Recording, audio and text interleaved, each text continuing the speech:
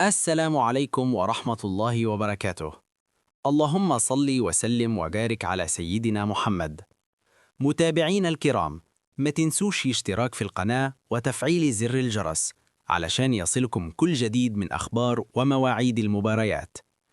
نحن على موعد مع قمة إفريقية قوية جدا، حيث يلتقي الأهلي المصري ضد العملاق التونسي الترجي الرياضي التونسي، وذلك ضمن منافسات دوري أبطال إفريقيا في ذهاب دور ربع النهائي من البطولة الأقوى في القارة السمراء.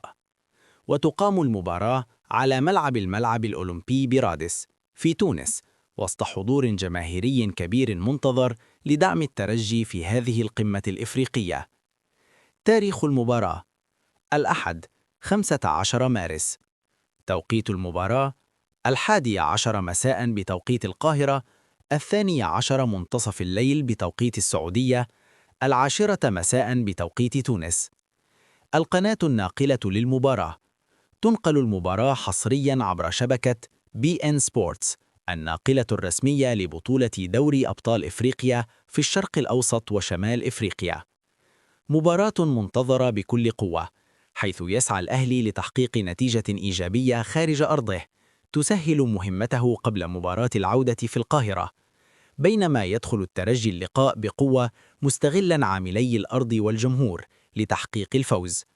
فهل ينجح الأهلي في العودة بنتيجة إيجابية من رادس، أم يفرض الترجي سيطرته على أرضه؟ اكتبوا توقعاتكم لنتيجة المباراة في التعليقات، وما تنسوش تعملوا لايك وتشتركوا في القناة وتفعلوا زر الجرس علشان يوصلكم كل جديد.